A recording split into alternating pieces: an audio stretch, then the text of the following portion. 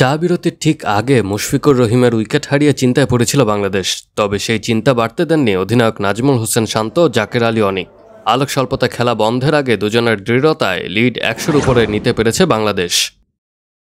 সিলেট টেস্টের তৃতীয় দিনের পর ৬ উইকেট হাতে নিয়ে ১১২ রানে এগিয়ে আছে বাংলাদেশ। আলোক স্বল্পতায় দিনের খেলা আগে ভাগে শেষ হওয়ার সময় বাংলাদেশের সংগ্রহ ছিল ৪ উইকেটে ১৯৪ রান। তৃতীয় দিনের সকালের সেশন ভেসে যায় বৃষ্টিতে। দুপুর ১টায় খেলা শুরুর পর বাকি ২ সেশনে বাড়িয়ে ৬টা পর্যন্ত দিনের খেলা চালানোর কথা ছিল। তবে ৪টা ৪১ মিনিটে আলোক স্বল্পতায় বন্ধের পর বিকেল ৫টায় দিনের খেলা সমাপ্তি টানা হয়। এদিন খেলা হয়েছে ৪৪ ওভার, তাতে ১৩৭ রান যোগ করতে পেরেছে বাংলাদেশ। জিম্বাবুয়ে নিয়েছে ৪ উইকেট। প্রথম ইনিংসে ৪০ রানে থামা শান্ত দ্বিতীয় ইনিংসে পেরিয়েছেন ৫০।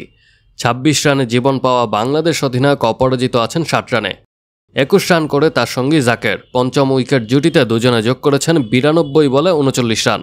চা বিরতির পর ৪ উইকেটে ১৫৫ রান নিয়ে শুরু করে বাংলাদেশ। ইনিংসের শুরুতে আগ্রাসী খেললেও এই সময় নিজেকে গুটিয়ে নেন শান্ত। জাকেরও পরিচয় দেন ধৈর্যের, কোনোভাবেই দলকে আর বিপদে পড়তে দেননি তারা। সিলেটের প্রথম ইনিংসে মাত্র ১৯১ রানে অল আউট হয়ে হতাশ করে বাংলাদেশ। জিম্বাবুয়ে ২৭৩ রান করে ৮২ রানে লিড পাওয়ার পর স্বাগতিকদের দ্বিতীয় ইনিংসে হয়ে ওঠে ম্যাচের নির্ধারক। বাকি ৬ উইকেট নিয়ে বাংলাদেশ চাইবে আরও অন্তত ১৫০ রান যোগ করে নিজেদের নিরাপদ অবস্থানে নিয়ে যেতে।